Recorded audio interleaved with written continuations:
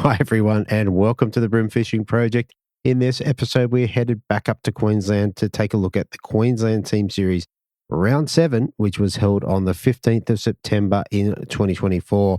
They launched out of Moreton Bay and was another great little event. Anyway, I'm pretty happy to bring it to you. So let's roll the intros and I'll tell you all about it. Here we go.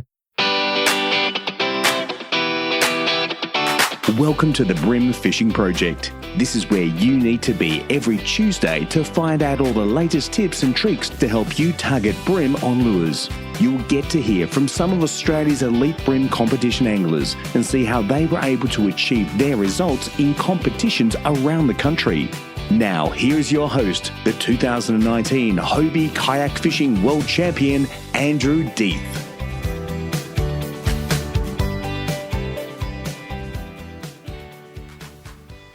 All right, it's another great little episode here, and good to see one of the naming sponsors. So the Atomic sponsored this series, and first team was Atomic ZipBaits, which comes out of the Frogley stable, which is pretty cool to see. Another shout out to all the captive audience. I'm surprised at how many of you are out there. And for those who don't know what that is, that's the people who are sitting next to your bream fishing partner in the car, and you're stuck listening to the Bream Fishing Project. Anyway, just a thought, if you're struggling for a gift for Christmas because your husband, partner, boyfriend or girlfriend is the type of person that goes and buys everything they want, then maybe think about getting them a subscription to the Bream Fishing Project Collective. So it's a way that they can hopefully upskill and make more out of their time on the water, amongst other things. Anyway, we've got a heap going on there. So look, if you're interested, have a look at brimfishingproject.supercast.com. All right. So this competition was held back on the 15th of September.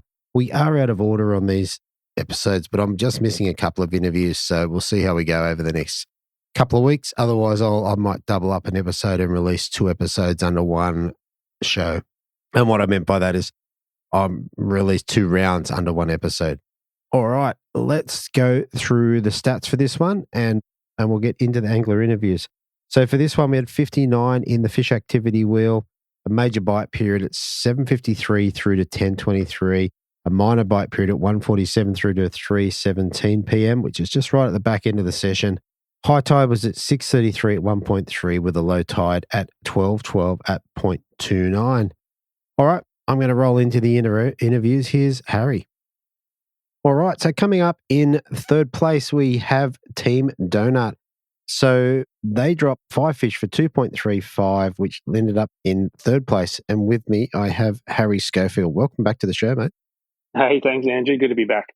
No worries at all, mate. And, mate, good to have a day out in the water with your old man.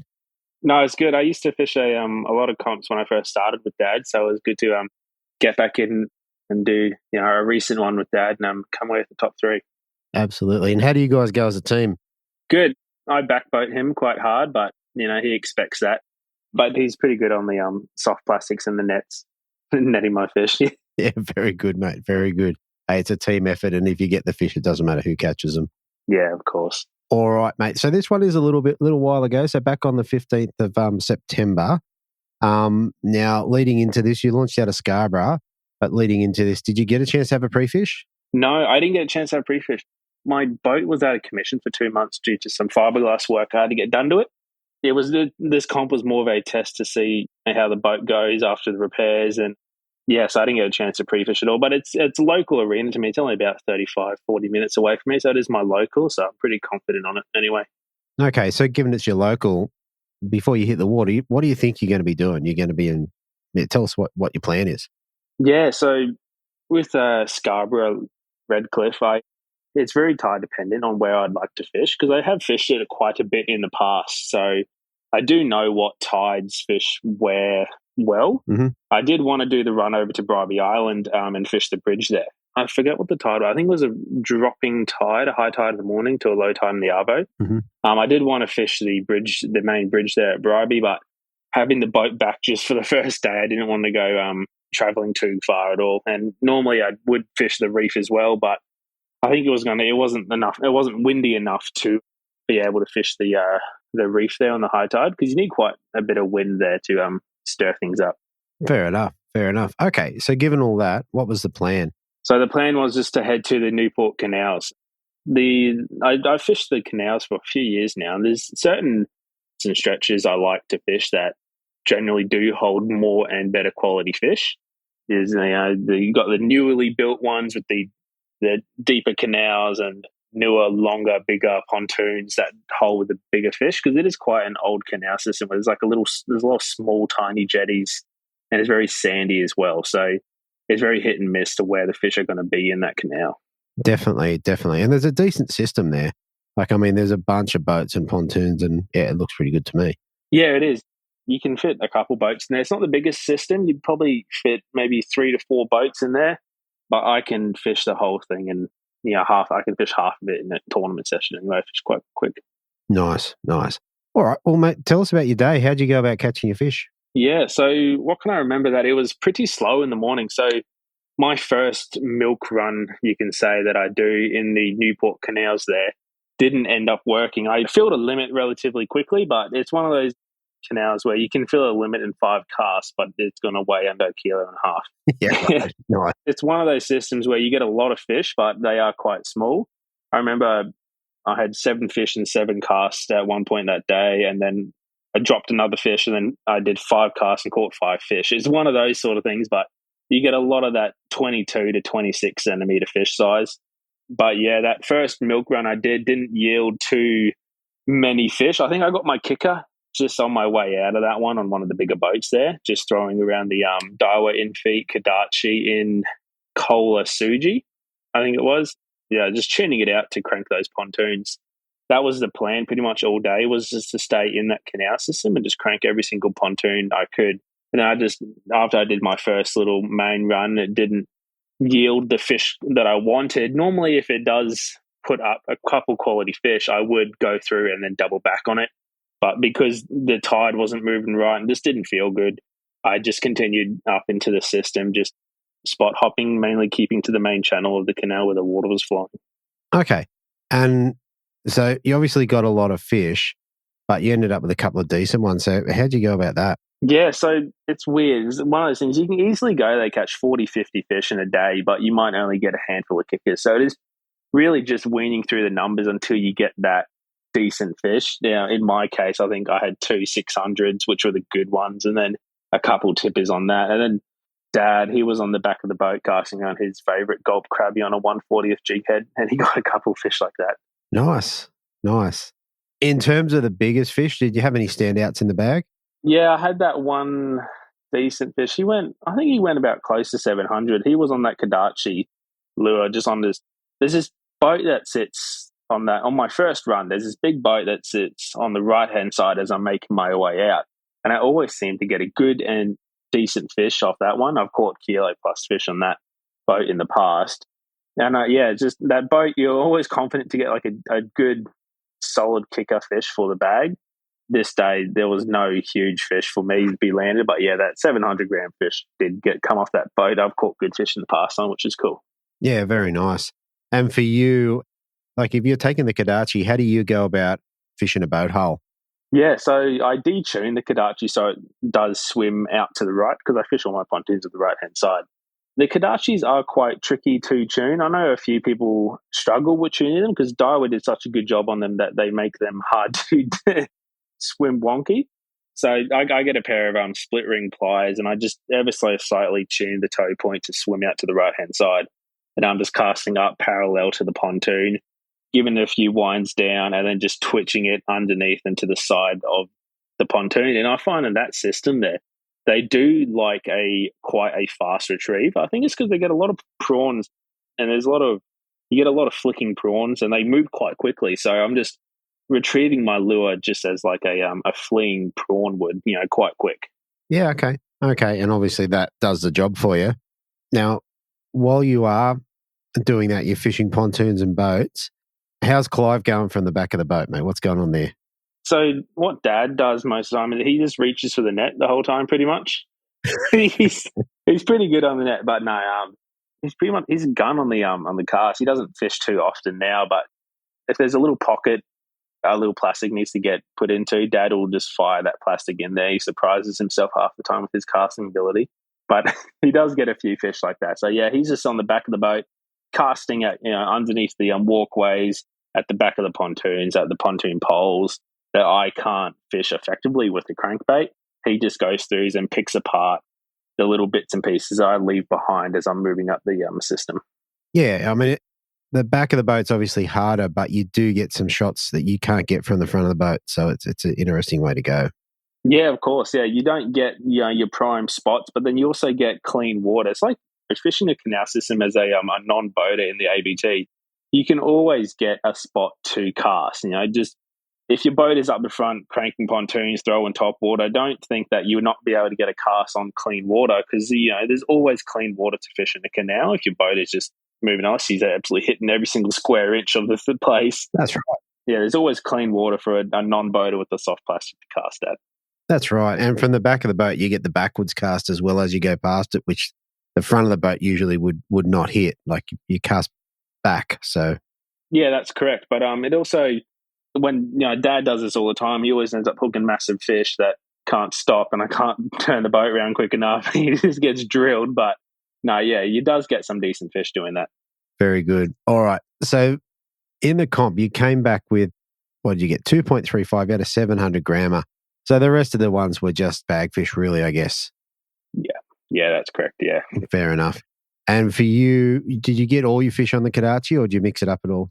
I think I was throwing the same lure all day. I didn't lose a lure, I don't believe. I just changed hooks as needed. Every 15 fish, or once you get snagged up on the pontoon, you might need to change a hook because your hook point snaps or it rolls. But yeah, I generally change hooks about 2 to 3 times on a crankbait per session, per day, unless I lose the crankbait.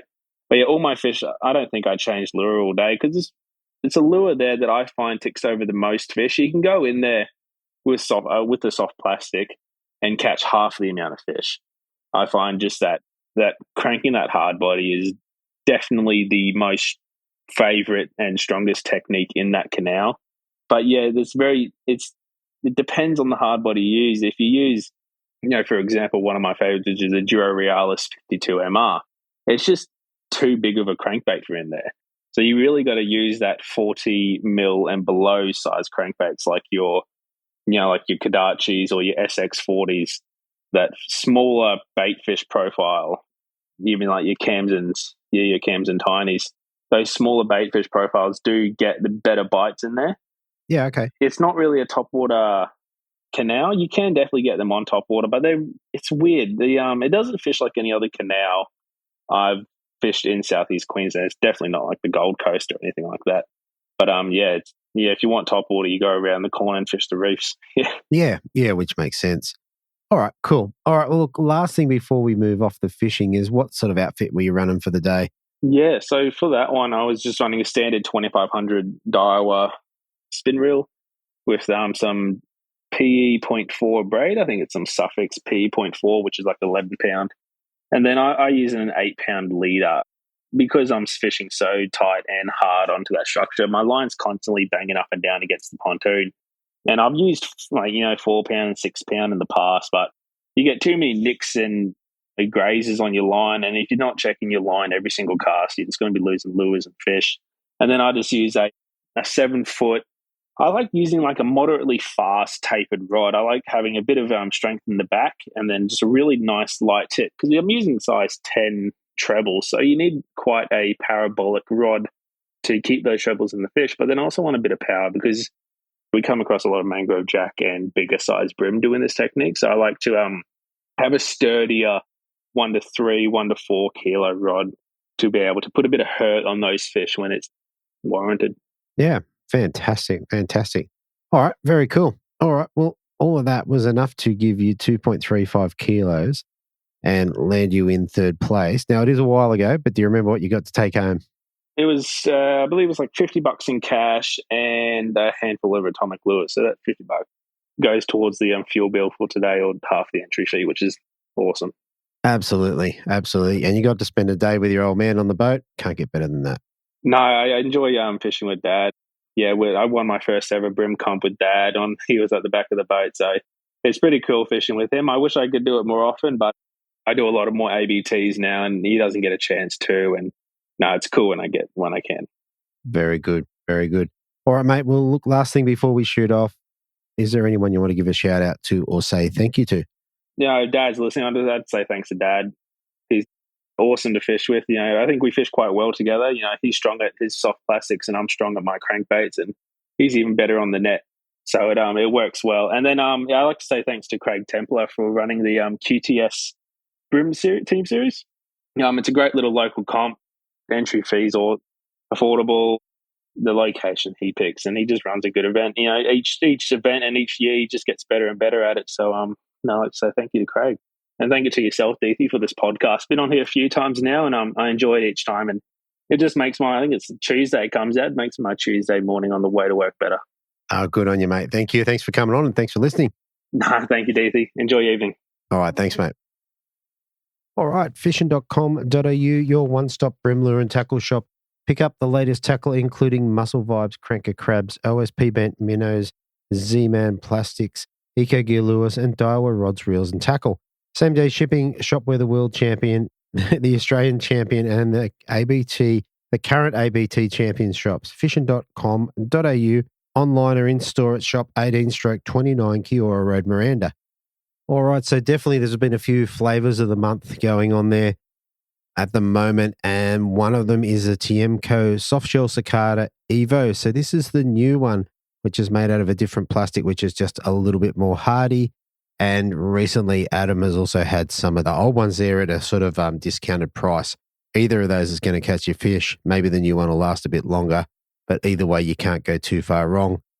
There's a bunch of ZipBaits there on the front page, including the ZipBaits Cams and Tiny, which is what Jamie was using in the ABT final, as well as a couple of new lures that I haven't seen before. So you got the Baramba Lures Flats Dog 64R, which is rigged with 2 sets of double stingers, which looks pretty cool. And the Baramba Vibrator, how good is that? 38. Also with stingers on the back. So I haven't seen those, but I look forward to getting some of those in my kit, fishing.com.au. Rightio, so coming in second place, we have a team that's becoming a regular on the show, Team Swampy. They dropped 5 fish for 2.64 kilos. Came in second place. I've got Joel and Lance. Welcome back, guys. G'day, Andrew. Hey, mate. Thanks for having us. Once again, another good round for you guys. You've both been on the show several times now. And this was, we were saying before, this was a new waterway to you. It is, mate. Yeah, we've never ventured that far north. We're not the biggest fans of Brisbane, to be fair. Yep, but it was good for you on the day. Well, good enough. It was, yeah. It seems like we fluked a bit of a result. I think that might be the main word you're talking here, fluke, because, yeah, it was just one of those things. I don't know, mate. It's not a fluke when you're trying to do it. We figured them out in the end. We'll say that then. I don't know. The other guys just had a very bad day. I don't know. Look, your results are pretty good. And the last time we spoke, I think you came third with just a fraction more. And this time you came second with like 20 grams less, something like that. Yeah. 200 grams. We're honestly stoked to get a bag, mate. That was our aim. Yeah, right. So, yeah, it was good to get that. Very good. All right. Well, then, given all that, what was your plan leading in? We didn't have much of a plan, to be honest, mate. Like I said, we've never fished up there. Lance had probably been up there once, I think, when he observed with Blake O'Grady, maybe 2 Queensland Opens ago. Oh. I have to confess that I did send Jamie McEwen a message because I knew he was chasing Barra. I said, mate, what do you got any spots you could recommend Scarborough way? And he said, well, I haven't done much there either, but he'd just head out to the reef. And, yeah, we actually did that. So thanks, Jamie. Yeah, we kind of looked at the map beforehand, and I think if anyone looks at it if you're looking at it on Google Maps, the reef at Scarborough looks amazing. So we were kind of excited to go there just to try something different. And then a few of the boys, when we were in the water in the morning, they said, oh, yeah, just go out there. Like there's been Queensland Opens one there. There's been kilo fish one there. You can catch them top water. You can catch them cranks. So we kind of said, right, we'll just go there and have a play around. It's funny, though. They all said that to go out to the reef, and we were the only ones there. So yeah, no one actually went to the reef. Fair enough. Great tactic. Yeah. Oh, there you go. All right. Well, then tell us how your day went. So you started out there and it wasn't crash hot? We did. We shot out, and like I said, we just kind of cruised out a little bit because we don't really know what the bay is like, and we know that there's lots of rock there, and the boys were all a bit worried because the wind was forecast to blow up as well. So we weren't sure how far we wanted to go because, like I said, we just didn't know. And as soon as you come around the corner, you can see the reef and you can also see about 30 bait fishers with their anchors hanging over the front and with their music player. Yeah, just all sorts of things. So we thought, I guess this is it. Yeah, like Lance said, no one else was fishing there. So we snuck in. It was a really high tide there. So beautiful, flat conditions. It was dead calm. Yeah, it was gorgeous. I think that was probably why we didn't do real well there. It was just too still. Yeah. Yeah, you could paddle out. They were paddling out around us with their skis and stuff, mate. So it was dead flat. But yeah, you can see a lot of rock, and you can see probably a lot of problems if you got stuck there on a run out tide kind of thing. So we threw surface, we threw cranks and plastics, and for probably an hour and a half, we didn't catch one single bream. We caught pike, probably about 15 or 20 pike. Yeah, right. That's fun. I did get dusted by something that might have been a bream, but yeah, I don't know. We didn't see any. We didn't. Yeah, it just didn't feel right. After an hour and a half, we said I think we're wasting our time here. Like it still looks so good, but the bream weren't there. We went for a bit of a run, to be honest, and by then we'd kind of just accepted that. Oh well, we're just going to use this as an excuse to go fishing somewhere we've never been before, and headed south towards Brizzy River. Really, from there. Okay. How'd you go? What'd you find? The big bridge. Well, yeah, I think if anyone's watched some of Morgo's highlights from Queensland Opens gone by, you'll know that really big bridge that he fishes up. I think it's called Horny Brook Bridge or something like that. That's if you go through his YouTube records, you'll definitely see him catching numerous fish at that bridge on Queensland Opens and things like that. Everyone will kind of see it. So we'd always thought about going there, but everyone had kind of talked us into going to the reef. So after an hour and a half at the reef, we thought, let's just go try this bridge because the bridge is huge. It's probably, 2 k's long or something like that. Yeah. But you can only actually fish probably a 200-metre stretch of it because it's just super shallow either side. And same thing, there's bait fishers everywhere, guys pulling up next to the pylons and throwing the anchors over and making a heap of noise. But yeah, we got down to the bridge. We still didn't have a fish probably 2 hours in, and began to just chuck crabs at the pylons. And like I said, we keep playing with the active target because it's just fun to do. And we got up to the first pylon, and I said to Lance, I'm like, there's definitely fish on this one. Mm. And sure enough, crab went down, tap, tap, tap, tap, tap, that crab bite that you love so much, and pulled in a legal bream. I said, all right, we've got a plan now, so let's fish. Yeah. We just cycled, I think, probably there'd be only a dozen sets of pylons there that were deep enough to get to, and we just cycled our way around back and forth there until we wore our welcome out, I think. But, we got plenty of fish and we got a bag, which was what we were aiming for, so we were pretty happy after that. It was about 3 hours in, 3.5 hours in that we actually got the bag, so it was a relief after other comps when you've got it after half an hour and you're happy days. But we were. Joel absolutely got dusted by something huge there as well. So that might have made Drew a bit more uncomfortable. I think it would have been there. In the end, looking back in the long run, it probably would have been a very important fish. But like I said, like what Lance said, we were just happy to have 5 fish because the way that the day was going, like we weren't really expecting anything, to be honest. We just started fishing. But it's probably a 200-metre stretch that you can fish, and there's massive poles and there's smaller ones, and you can kind of see them on the active that there's fish on one side but not fish on the other. So like it really helped there to kind of figure out what side they were sitting on and kind of just help you keep casting at a set of poles because you're looking at it and going, well, I can see fish there. So if I put the crab past their face enough times, hopefully they'll eat it. And sure enough, they definitely did. Yeah, we got the bag there and then upgraded probably 5 or 6 times there. Yeah, okay. And then, like Lance was saying, you got dusted properly? Yeah, I was pretty upset with it, to be honest. I thought I'd done all the hard yards and I'd actually got it out. Yeah. And then it just it was just doing the typical big brim things, and then just made one big dart because it's basically a row of 4 pylons really close together. And yeah, he just shot straight, twang, off it went, and I wound in my line, and my line was just absolutely destroyed. Like I just put that rod away for the rest of the day because the braid was gone, the leader was gone, like it was just absolutely destroyed. It was a good brim, but yeah, even when we lost that, we still weren't even thinking about winning comps or anything like that. We were just happy to be catching fish at a place that we'd never been before. Yeah, and like you said before, getting your bag is a very cool thing. And it's interesting, this is the second comp we've done and in a row that active targets played a part in it. It is, man. Yeah, I'm like I've mentioned it before. I'm becoming a real fan. It's just fun. Like I just think it's a fun way to fish. I really enjoy it. I don't get to see it sitting down the back of the boat. I just sit there. Yeah.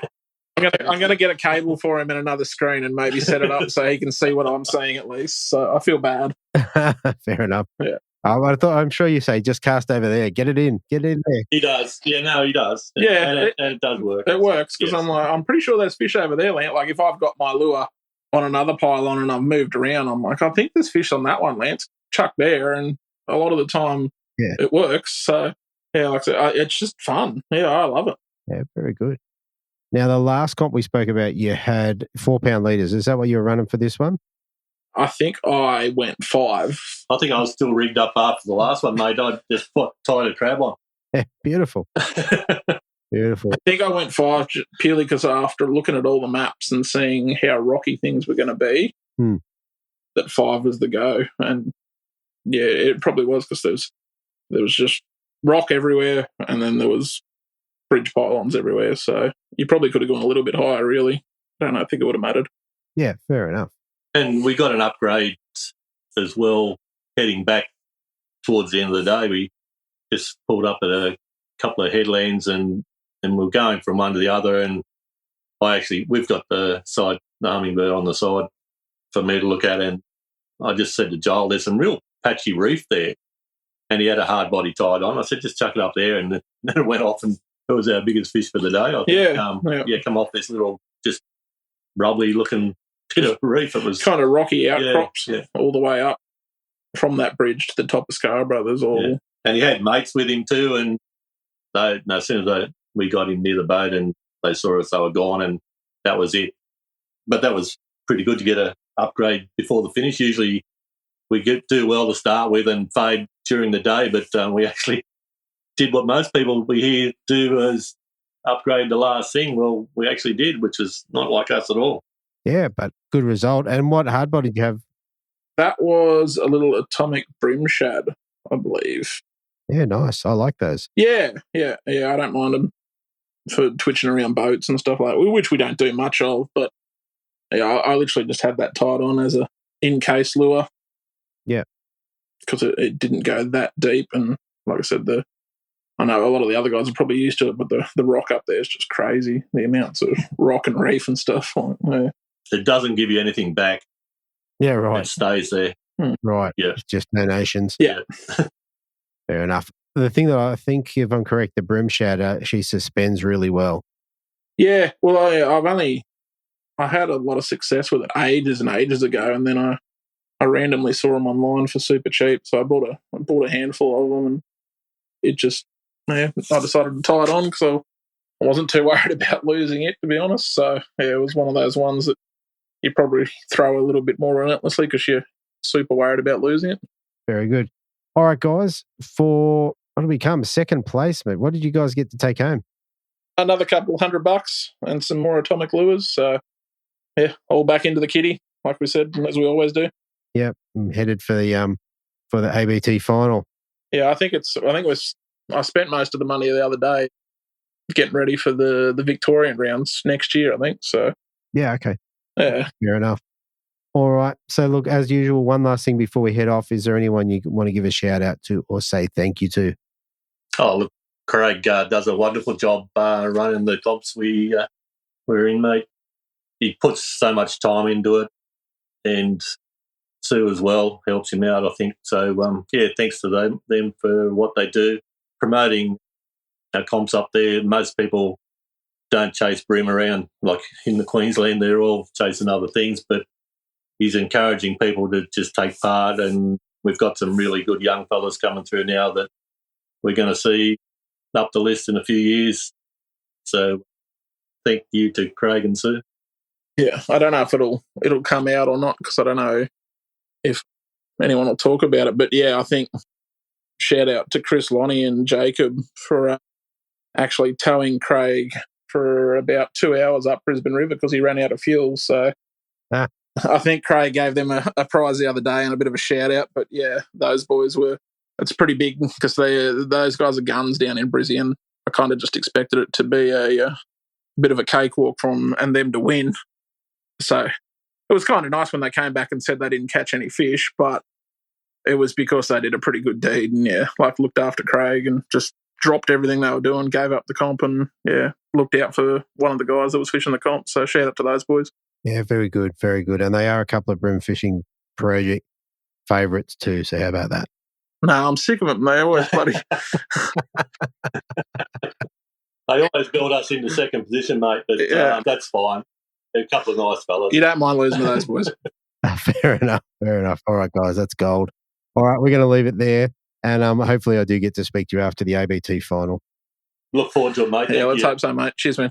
All right, good luck. All right, if you are in the market for a new fishing kayak or looking to make some upgrades to your existing kayak or possibly looking at kayak fishing tournaments, then HWS is the place to go.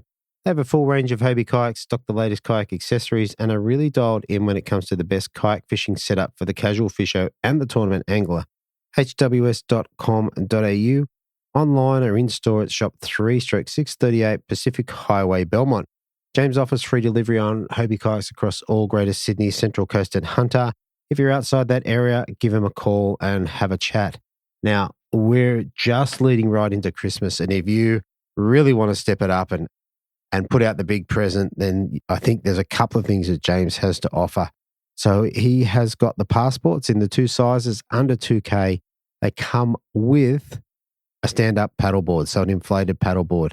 So I don't think there's a better time to do this, but definitely get a hold of James and you could someone gets a kayak, someone gets a stand-up paddleboard. Maybe you get a kayak and a stand-up paddleboard. You can't get better than that.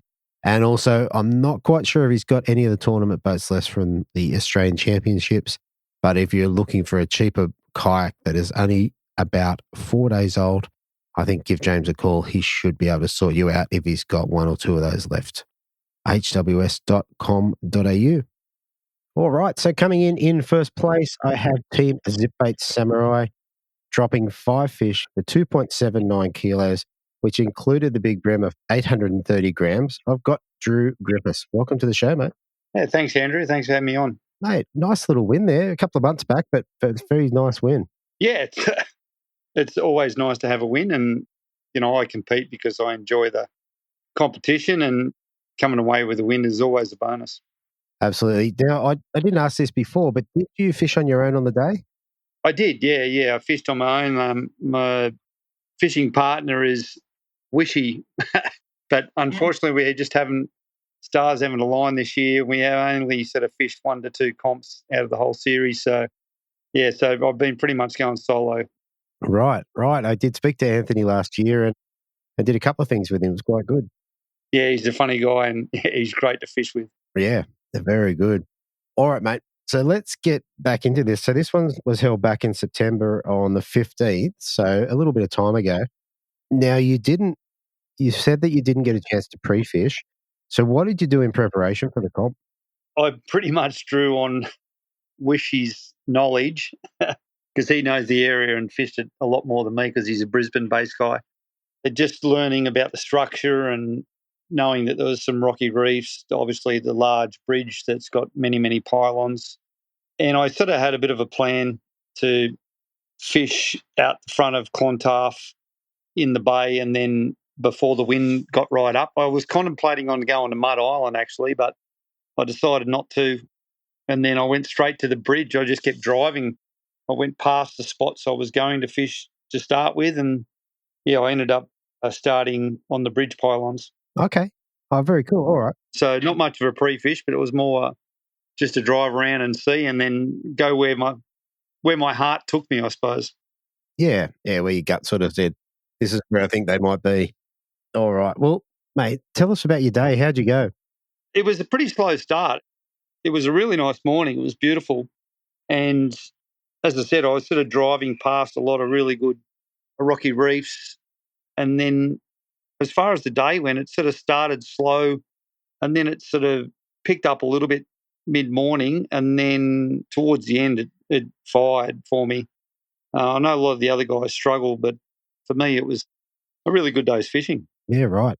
So if you said it started slow, what did you start? What were you trying to do in the beginning of the day? Like, were you throwing hard bodies or cranks, or, what were you doing? Yeah, I was always planning on throwing some cranks on a lot of the rocky outcrops and a lot of the reefs that sort of stick out along that sort of area, just rolling cranks over some shallow, rocky, shaly sort of coffee rock spots, which he gave me. But then, to say, my gut sort of took me up to the bridge and I just kept driving, and then I sort of pulled up to some of the pylons and had a few casts with some cranky crabs and some plastics, just sort of stuff that I have a staple of sort of catching fish and doing well on, just to try and get a bag first. And then the pylons didn't really hold too many fish. I missed a lot of bites. They just weren't sort of grabbing the plastic that well. So then I ended up fishing in the middle in between the pylons, and then I sort of started getting a few fish. So they were sort of on my live scope, on my Lowrance gear, I could sort of see the fish just swimming around in schools on the edge of the pylons, but they were sort of hanging out in the middle and in between all the pylons as you go from one group of pylons to the next. And so, yeah, it was good to sort of scope them out and then just target them in that barren sort of area where you don't usually fish. Yeah. And yeah, I ended up picking up a couple of small ones to start with. Okay. And you said you're using the active target. Yeah, so am I correct in saying that you first saw them you saw them before you started casting? Yeah, I definitely, that's probably one of the reasons why I went to the bridge, is because I've got the Lowrance active target on my boat, and Lowrance are one of my sponsors, and I'm really grateful for the support that they give us. Yeah, no, it's just still sort of honing my skills. I do the competitions to hone my skills for the ABT comps and just continually learning. That's the main thing. So if I continually keep learning, and I want to use all the tools that's available to me. So, and having just in scout mode, you can just sort of cover a lot of area and find what the fish are actually doing and sort of see what activity they're up to. And sometimes they'll just stage up and be stagnant at the base of pylons, or they'll be feeding, or they'll be moving around in schools. And on that particular day, they were moving around in small schools. And I just found a few, and then just started getting my first couple of fish. Yeah, nice. So you started to develop, or to work out what the pattern was for the day. That's right. Yeah, particularly early part of the day, anyway, in that area. Yeah. Okay. All right. And you got a couple on plastics, or what'd you get them on? Yeah, just on the Seeker jig heads and some prawn imitations mainly, and then I moved through to some rockier reefs after that, and again fished deep, and same sort of technique, fished in wide open water. That all I was doing was just using my side scan as well. Yeah, so and just trying to find fish, any sort of activity. Yeah, they were sort of moving around. It was a weird morning. It was strange. I thought they were going to bite differently, but they didn't. Mm.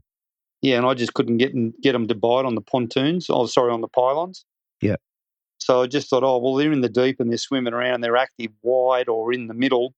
And then as I came away from the bridge, then I think I got a 30 centimetre fish, it might have been about 28 or 29 centimetre fish, well away from the bridge, and in using the same technique, fishing deep, which is one of my old school techniques.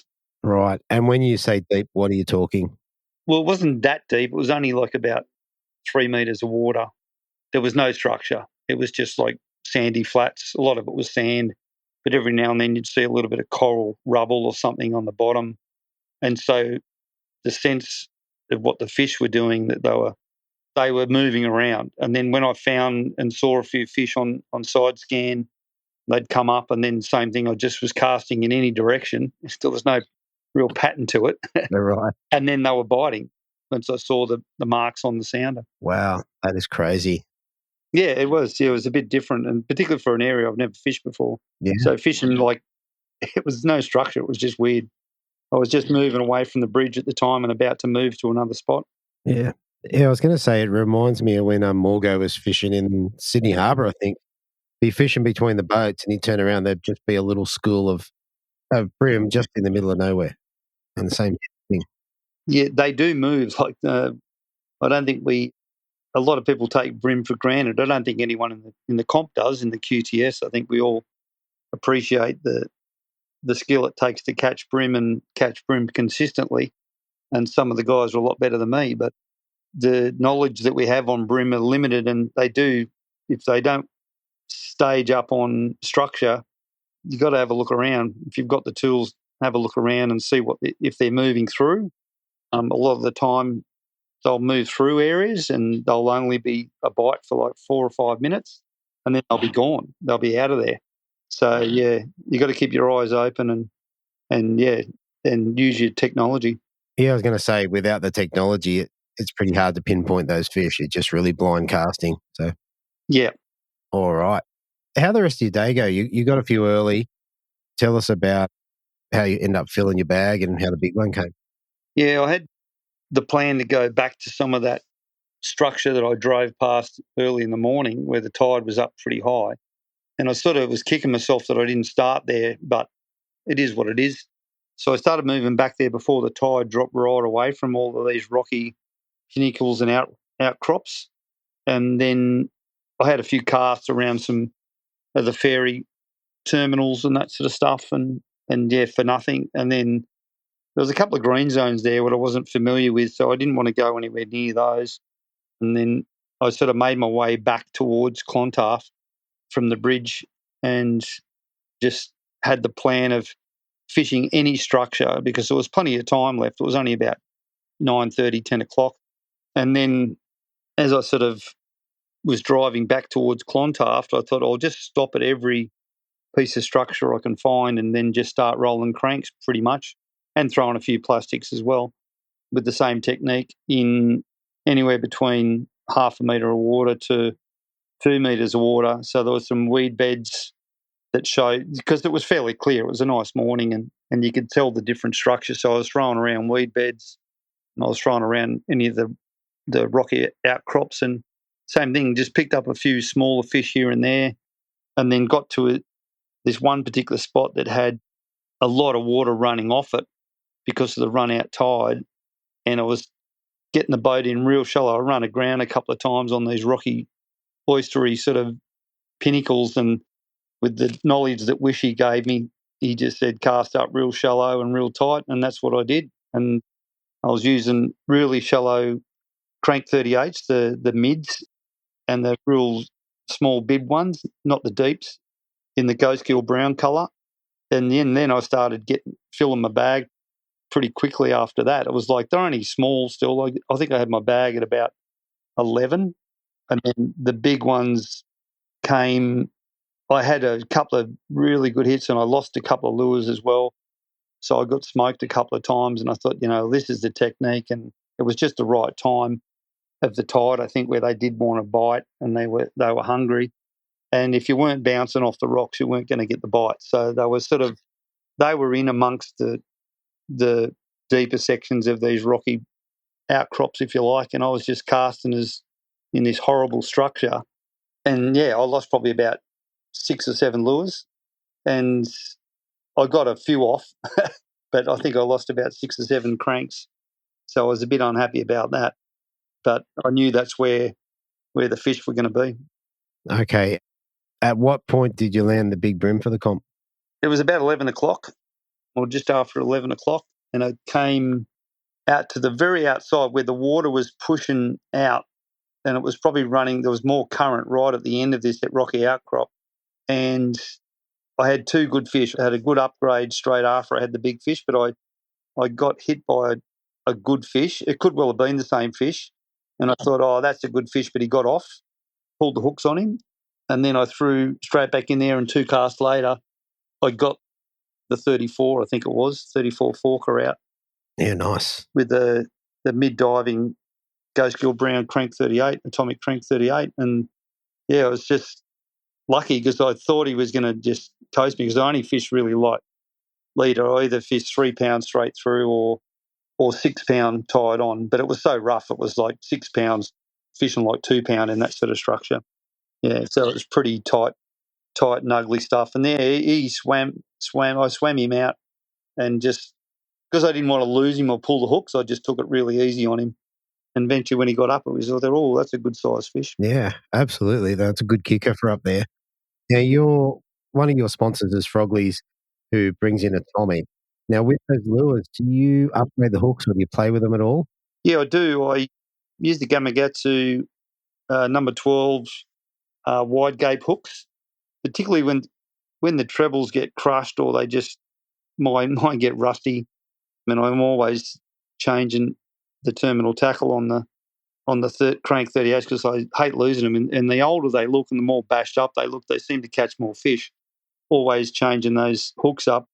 If they come in straight out of the packet, I won't change them up. I'll use them until the hooks are broken. I think I snapped off a few hooks, or when you're trying to get them out of the bony part of the mouth of the brim, I'm always breaking them with my pliers or they're crushed. Particularly the fish in the bay, they just seem to crush the trebles quite easily just because of their aggressive nature, I suppose, and the oysters that they're munching on, their jaws are pretty strong. And so they crush the trebles, and then I will upgrade to either one of the red trebles underneath the chin, and then I just end up, if I'm changing them over, I'll change them up to the wide gape trebles from Gamakatsu, or the little red trebles from Gamakatsu as well. So they're like a shiny red treble that just gives it a little bit of different colour sometimes. I don't always use them, but I'll only put that on the front treble. Okay, that's interesting. I like the wide gap ones. They're a really fine gauge hook that has pretty decent strength for their gauge. And the red ones, I'm not familiar with those at all. Yeah, they're just a standard treble, and they come in 12s of the smaller size. But yeah, they're a cool little hook, particularly if you just want that little bit of different colour to your lure. And if it's bright, I think when the sun's out, that little bit of red looks like it's bleeding, or it just reacts, I think. Just like I think fish do see colours quite well. I don't know if they see red that well, but it seems to work for me. Yeah, fair enough. And did that kind of round out your day after that? You said you got a couple of upgrades afterwards, maybe? Yeah, it sort of quietened off after I got the bigger fish and that next upgrade, which was on the same point but a few rocky pinnacles along. And then the tide just sort of it either slowed up or something went weird, and it was tough. Yeah, okay. It was tough for the next hour and a half to 2 hours. And as I got back towards Clontarf, I started fishing a few boats on the way back towards the boat ramp where we were weighing in. But I had about an hour left, so I ended up ducking down into one of the canals, or the very first canal, actually. And I've never fished there before, but from the Gold Coast, I've always fished canals for bream. And then I started really throwing the ZipBaits then, and they were just on fire. Like I caught about 15 to 20 fish in the last hour. Wow. And a couple of more smaller upgrades. And I saw a couple of big fish come out to eat this lure, and they were coming out in packs. I was just lucky. I think it was just, again, good timing, but good technique as well, and just getting the orbit slider was the one I was using. Okay. So the orbit slider is unfortunately not coming in anymore. So Frogley's have discontinued that one, but I got the last couple, and I've got a couple more to take down for the grand final. But it's a very cool, slender lure, about 50 centimetres long, and if you just tune it right, it just tweaks nicely along the boat hulls and pontoons and any structure and canals, and yeah, the brim was just all over it. Yeah, I'm not familiar with that lure at all. Okay, yeah, I just had a quick look. I've caught some big flathead on it as well, like big flathead, and it's just a good all-round lure. But it's in like a ghost gill brown colour again, that stripy looking, natural looking colour one.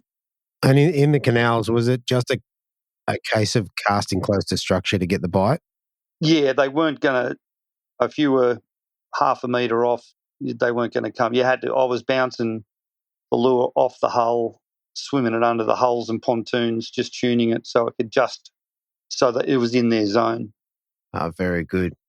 But they would come out and follow it out about halfway out towards the boat. Yeah, okay. And then the couple of big ones I did see shied away because it just, they needed to take it a bit closer, but they came out too far and saw the boat, obviously. Saw the boat and went home. Yep. Fair enough. All right. Well, all that was enough to bring you back in with a 2.79, so just sort of 150 grams above Team Swampy. One thing I forgot with the fishing, so you basically just used either 6 pound leader or 3 pounds straight through. What rods were you running? I've got the new Samurai reaction rods. Lucky enough to be rolling them. I can't quite remember at the time. I might have been using my infinites, my Samurai infinites at the comp, because I don't think I had the reactions at that point. I think they weren't far away, but the Samurai infinite rods are just, they're really cool. Plus, I've also got some custom Chris Britton rods. So Chris makes an awesome, really crisp tournament rod in 2 to 4 kilo. Mm-hmm. And he's also got a beautiful, large flats rats rod as well, which is 8'6", which is a specific rod for flats fishing that casts a mile. Mm. And so they're my two favourite rods, the tournament rods that he's made me. And, I'll be definitely taking the flats rats rod down to the grand final for the ABT. Yeah. But, so I have a bit of a mixed bag of different rods. I try and use the 6'6" and the 7-footers around pontoons and stuff. And then the longer the rod, the better if I'm fishing structure, because if the brim is spooky, you want to get big, long casts in. But accurate rods around about 7 foot for accurate casting.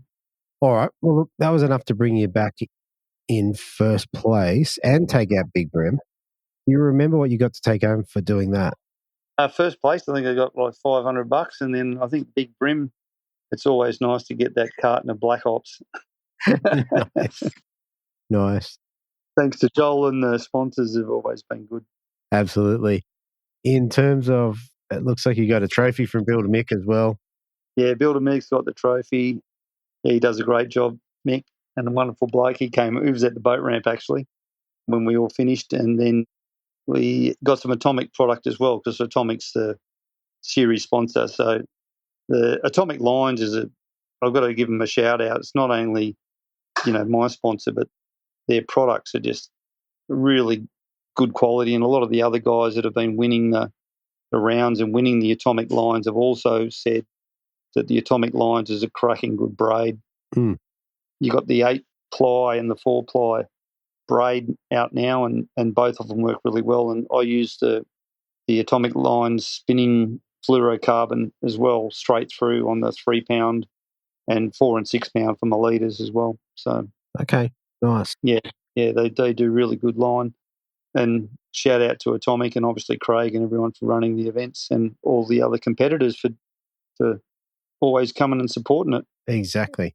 It looks like a really good comp to attend up there in Queensland. Yeah, it's a lot of fun. All right. I reckon that just about covers everything. So, mate, I think unless there's anyone else you need to give a shout out to. Yeah, I'd like to thank Anthony Wishy for his knowledge that he shares with me. And, hopefully we'll be able to fish again another comp or another series one day. But, it's an enjoyable just catching up with your mates and going fishing, and enjoying the little prizes that we get along the way. It's not about the winning so much. I like it for the camaraderie and the knowledge that I learn off other guys like Chris Lonnie and Jacob. Those guys are awesome and horny, and just hope some of the other guys can come back to it next year and support the QTS, because it's a great little comp. And the more we do it, the better we all get. Absolutely.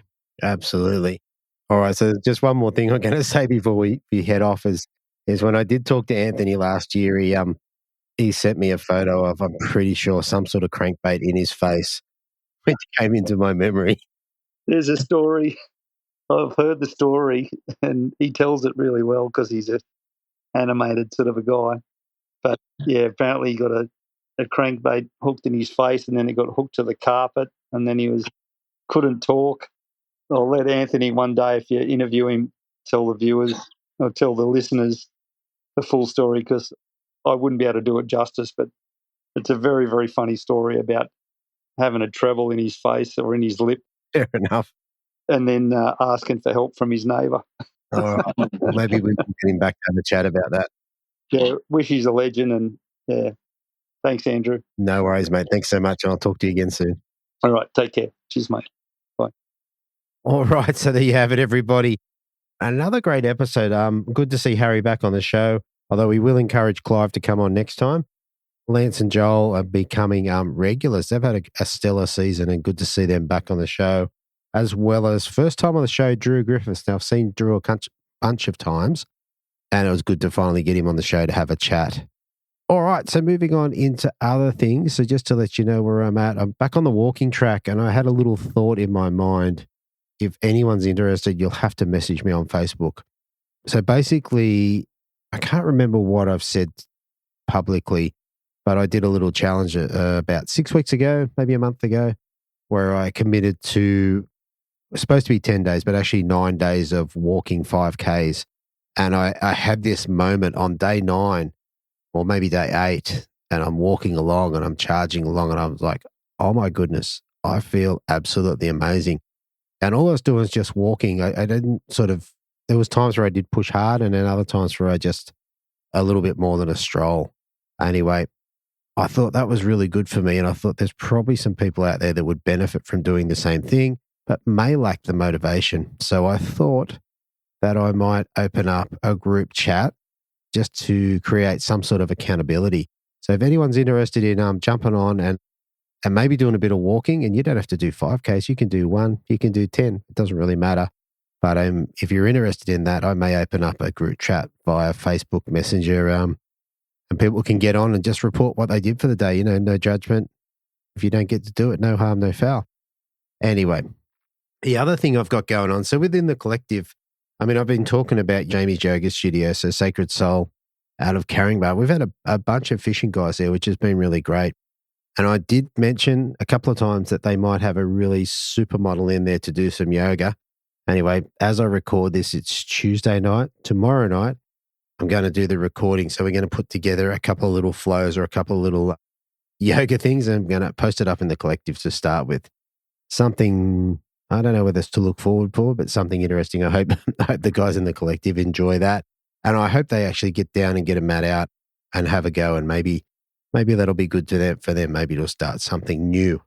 All right. And the last thing that I want to talk about with the collective is our guest speaker, which I didn't name before. It was Jason Meach. So Jason has offered up his time to one member of a collective. So that's the paid subscription part of the Bream Fishing Project, to, via random draw, Jason has said that he will take them out either on his boat or on kayaks or whatever you like, and try to tutor them and give them 2 days on the water with him looking over their shoulder, trying to make them become a better angler, just based on a random draw, just based on being part of the collective. So if that's something you're interested in, we'll draw that probably just into the new year. So you've got a little bit of time to jump on, but there's no time like the present. And we've got a cracking project at the moment. So definitely jump on that. brimfishingproject.supercast.com. All right. I think that's everything I've got to say. So I'm going to leave it there. Thanks for tuning in. If you're still here, thanks for hanging around. I look forward to talking to you again for what will be probably the second last show of the year next week on the Bream Fishing Project. Thanks for listening. Hopefully you were informed, inspired and entertained. If you were able to learn something or just enjoyed listening, please consider subscribing and rate us on your favourite podcasting platform.